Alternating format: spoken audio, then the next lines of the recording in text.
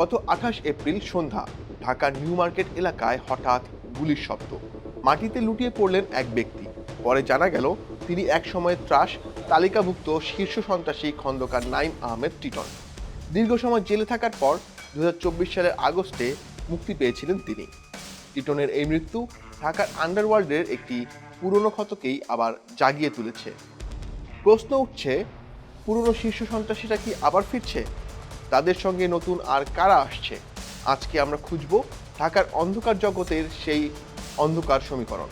২০২৪ সালের আগস্টে দেশের রাজনৈতিক পট পরিবর্তনের পর কারাগারগুলো থেকে একে একে মুক্তি পেতে শুরু করেন কুখ্যাত সব নাম।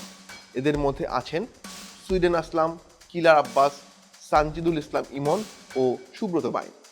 এদের মধ্যে ২০২৪ সালের ৩ সেপ্টেম্বর কাশিমপুর কারাগার থেকে জামিনে মুক্তি পান সুইডেন আসলাম। ১১ মে মুক্তি পান কিলার আব্বাস এবং ১৫ মে কারাগার থেকে বের হন সানজিদুল হাসান ইমন। অবশ্য এরপর থেকে তারা কোথায় আছেন সে সম্পর্কে কোনো তথ্য পাওয়া যায়নি। গুঞ্জন আছেন তারা দুজনেই দেশ ছেড়েছেন। এদিকে আরেক শীর্ষ সন্ত্রাসী সুব্রত বাইনের মুক্তি নিয়ে ধোঁয়াশা থাকলেও ২০২৫ সালের মে মাসে কুষ্টিয়া থেকে তাকে সেনাবাহিনী গ্রেপ্তার করে। পুরস্কার ঘোষণা করে সন্ত্রাসীদের গ্রেপ্তারের রীতি প্রথম শুরু হয় ১৯৯৮ সালে। এরপর ২০০১ সালে ২৩ জনের একটি তালিকা তৈরি হয়।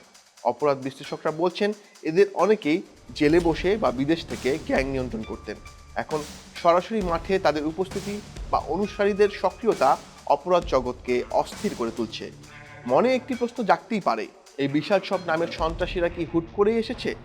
অপরাধ বিশ্লেষক তৌহিদুল হকের মতে মূলত ৯০-এর দশক থেকেই সন্ত্রাসীরা হয়ে ওঠে ক্ষমতার লাঠিয়াল।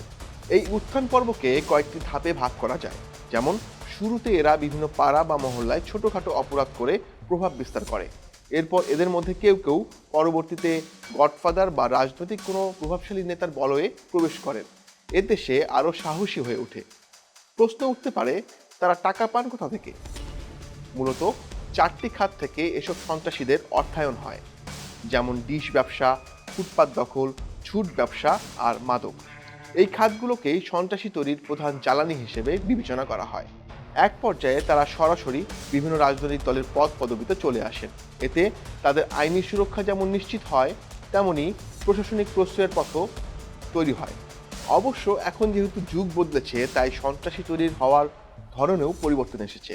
ঢাকার ভারপ্রাপ্ত পুলিশ কমিশনারের মতে দেশে এখন বড় কোনো শীর্ষ সন্ত্রাসী নেই, বরং যারা আছে তারা আগের সন্ত্রাসীদের সহযোগী বা তাদের মতো হতে চায়।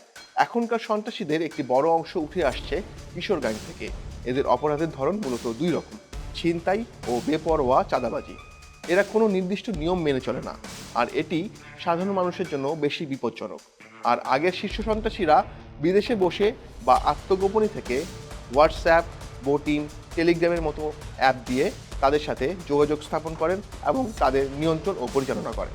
পুলিশ সদর দপ্তরের মুখপাত্র AHM শাহাদাত হোসেন জানিয়েছেন, পুলিশ প্রতিরোধমূলক ব্যবস্থা নিচ্ছে ঠিকই, কিন্তু পরিবার ও সমাজ যদি সচেতন না হয় তবে এই নতুনদের উত্থান ঠেকানো অসম্ভব।